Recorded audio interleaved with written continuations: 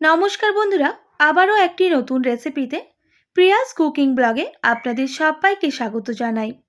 আজকে আমি আপনাদের সঙ্গে শেয়ার করব সম্পূর্ণ নিরামিষ পদ্ধতিতে বেসনের একটি দারুণ স্বাদের রেসিপি। ঘরেতে যদি সবজি, মাছ, মাংস না থেকে থাকে, একবার এইভাবে ট্রাই করুন। মাছ মাংসের স্বাদকেও কিন্তু হার মানবে এই নিরামিষ রেসিপি। সম্পূর্ণ নিরামিষ বেসনের রেসিপি বানানোর জন্য আমি এখানে 1 কাপ বেসন, স্বাদ মতো লবণ, সামান্য হলুদের গুঁড়ো, সামান্য ঝাল লঙ্কার গুঁড়ো, সামান্য জিরে গুঁড়ো আর সামান্য কিছু ধনেপাতা কুচি আর 1 টেবিল চামচ আদা বাটা আর গোটা জিরা সামান্য পরিমাপ। এবার উপকরণগুলো ভালো করে মিক্স করে নিতে হবে। ঘরে থাকা উপকরণ দিয়ে এই রেসিপিটা হয়ে যায়। আমি বেশ কিছুটা ছোট ছোট করে টমেটো কুচিয়ে রেখেছিলাম, সেটা দিয়ে দিলাম। আবারও ভালো করে মিক্স করে নিলাম। এবার আমি অল্প অল্প জল দিয়ে একটা পাতলা ব্যাটার তৈরি করে নেব।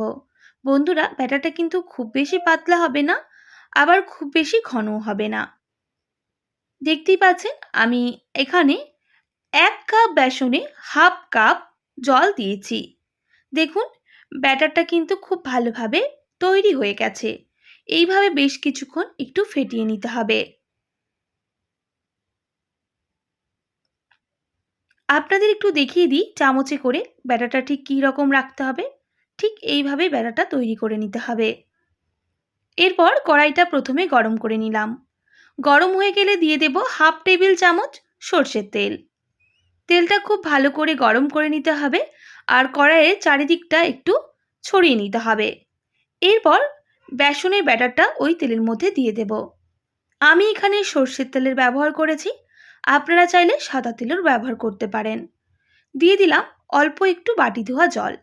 এবার বেসনটা খুব ভালো করে আমি নাড়াচাড়া করে নেব, যতক্ষণ না একটা শক্ত ডোয়ে তৈরি হচ্ছে।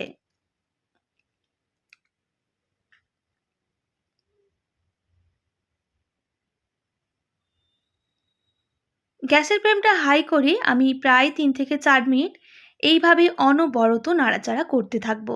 দেখুন, ডোটা কিন্তু অনেকটাই হয়ে এসেছে, দেখেই বুঝতে পারছেন। আরও বেশ কিছুক্ষণ এইভাবেই কিন্তু আমি রান্না করে নেব। তাহলে বেসনের যে কাঁচা গন্ধটা থাকে সেটা কিন্তু একেবারেই চলে যাবে।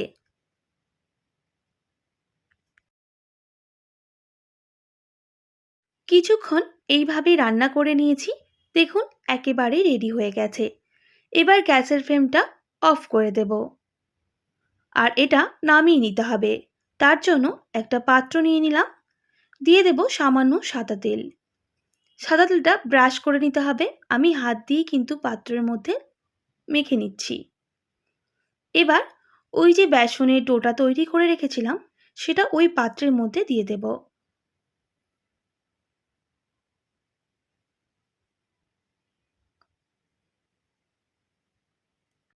এরপর এই ডোটাকে খুব ভালোভাবে সেট করে নিতে হবে।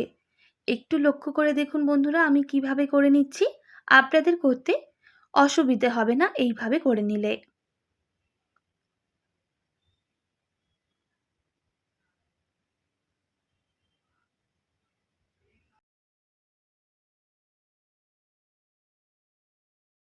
বন্ধুরা, অল্প কিছু উপকরণ দিয়েই কিন্তু চটজলদি এই রেসিপিটা হয়ে যায়। খেতে অপূর্ব সুন্দর হয়। একবার অবশ্যই বাড়িতে এইভাবে বানাতে পারেন। দেখুন, আমি বেশ কিছুক্ষণ রেস্টে রেখে দিয়েছিলাম, প্রায় 15 মিনিট মতো। বেসনটা কিন্তু অনেকটাই ঠান্ডা হয়ে এসেছে, তাই ভালোভাবে সেটও হয়ে গেছে। এবার পিস পিস করে এগুলোকে কেটে নিতে হবে। আমি একটা পিস আপনাদের তুলে দেখিয়ে দিচ্ছি। ঠিক এই রকম হবে। খুব বেশি শক্ত হবে না, ঠান্ডা হয়ে গেলে এরকমই নরম থাকবে। দেখুন, আমি সবগুলো একইভাবে পিসগুলো আলাদা করে নিয়েছি। এবার এগুলোকে ভেজে নেব। তাই কড়াইটা গরম করতে আগেই বসিয়ে দিয়েছিলাম। দিয়ে দিলাম সামান্য পরিমাপ সর্ষের তেল। তেলটা খুব ভালো করে গরম হয়ে গেলে বেসনের রেসিপিটা দিয়ে দিতে হবে।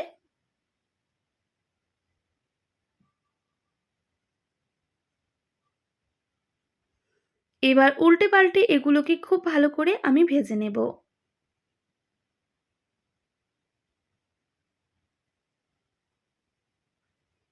বন্ধুরা, গ্যাসের ফ্লেমটা লো টু মিডিয়ামে করে প্রথমে উল্টে পাল্টে একটু ব্রাউন কালার করে ভেজে নিতে হবে।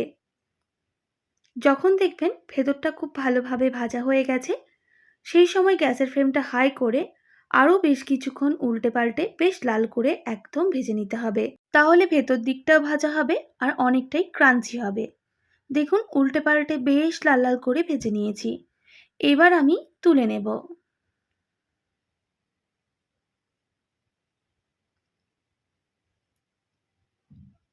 একইভাবে দ্বিতীয় ব্যাচেও আমি ভেজে নিচ্ছি। উল্টে পাল্টে প্রথমে বেশ লাল লাল করে ভেজে নেব। বন্ধুরা, দ্বিতীয় ব্যাচেও ভাজা হয়ে গেছে বেসনগুলো। এবার নামিয়ে নিতে হবে।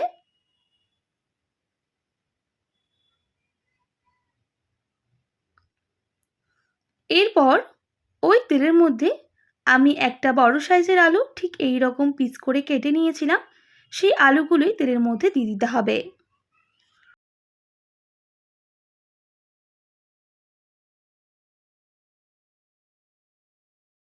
আলুগুলো বেশ কিছুক্ষণ তেলের মধ্যে নাড়াচাড়া করে নিচ্ছি। এরপর দিয়ে দেব সামান্য পরিমাপ লবণ আর সামান্য হলুদের গুঁড়ো। ভালো করে মিক্স করে নিতে হবে আর প্রায় 2 থেকে 3 মিনিট আলুগুলোকে ভালো করে ভেজে নিতে হবে।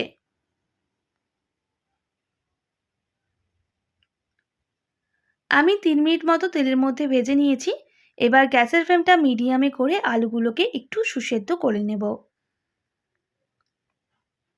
বেশ কিছুক্ষণ আমি ঢাকনা দিয়ে দিয়েছিলাম। দেখুন, আলুগুলো কিন্তু অনেকটাই কালার চেঞ্জ হয়ে এসেছে আর ভাজাও হয়ে গেছে। এইভাবে গ্যাসের ফ্লেমটা হাই করে আরও বেশ কিছুক্ষণ ভেজে নিয়ে আমি কিন্তু তেল ঝরিয়ে আলুগুলোকে নামিয়ে নেব।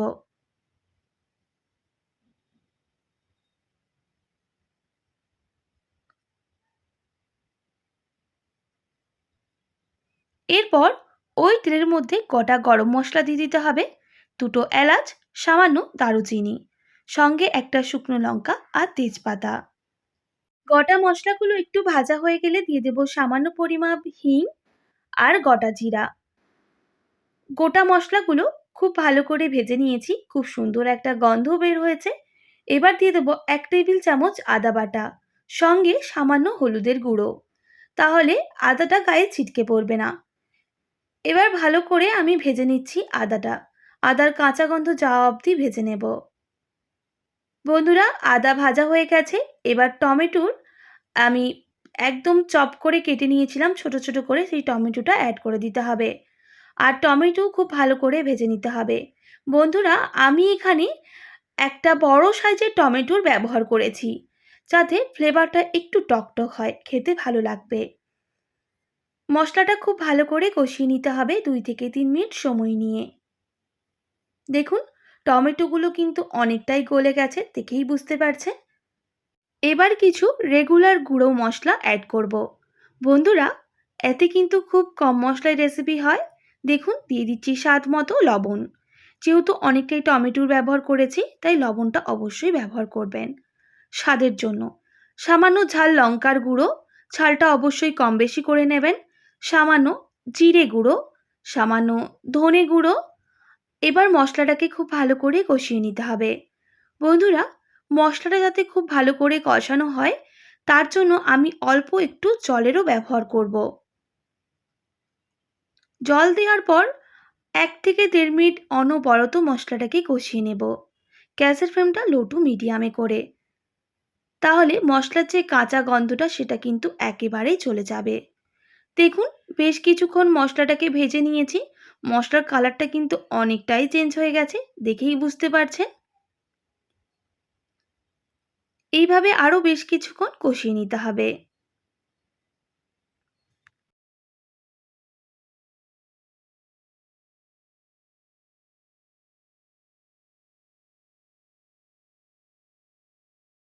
বন্ধুরা, মশলা কিন্তু দেখুন অনেকটাই কমে এসেছে আর কষানোও হয়ে গেছে। আর মশলা থেকে খুব সুন্দর একটা মিষ্টি গন্ধ বের হয়েছে। এবার দিয়ে দেব ভেজে রাখা আলু। আলু দেওয়ার পর মশলার সাথে আলুটা খুব ভালো করে আমি মিক্স করে নেব।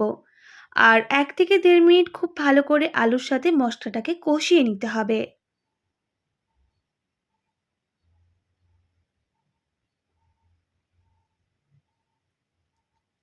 বেশ কিছুক্ষণ মশলার সাথে আলুটা কষিয়ে নিয়েছি।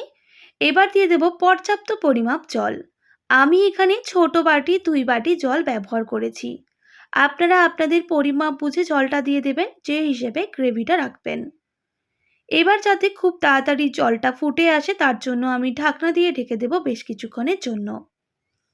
বেশ কিছুক্ষণ পর ঢাকনাটা সরিয়ে নিলাম। দেখুন, ঝোলটা কিন্তু অনেকটাই তাড়াতাড়ি ফুটে এসেছে। আবারও ভালো করে মিক্স করে নিতে হবে আর চেক করে নিতে হবে আলুটা ভালোভাবে সুসেদ্ধ হয়েছে নাকি। দেখুন, আলু কিন্তু সুসেদ্ধ হয়ে গেছে। এবার ভেজে রাখা বেসনের রেসিপিটা দিয়ে দিতে হবে আর খুব ভালো করে আমি মিক্স করে নিচ্ছি। মিক্স করে নেওয়ার পর গ্যাসের ফ্লেমটা হাই করেই আমি ১ মিনিট মতো ফুটিয়ে নেব।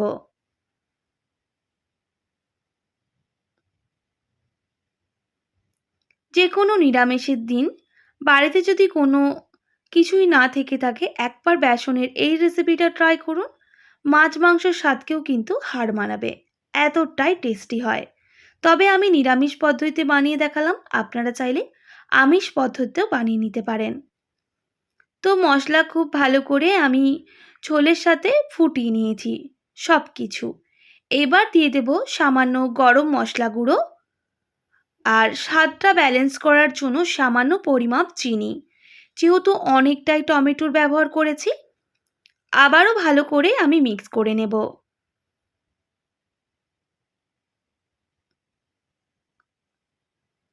মিক্স করে নেওয়ার পর প্রায় ১ মিনিট মতো এইভাবে একটু ফুটিয়ে নিতে হবে।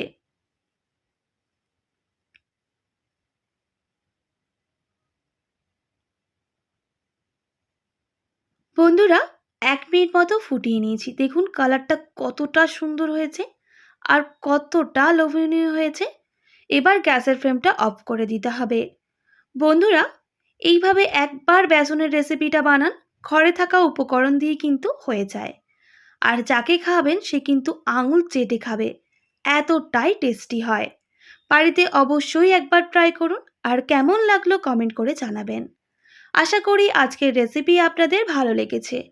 ভালো লেগে থাকলে অবশ্যই একটি like, comment, share and subscribe করে দেবেন। পাশে থাকা বেল আইকনটিও প্রেস করে দেবেন।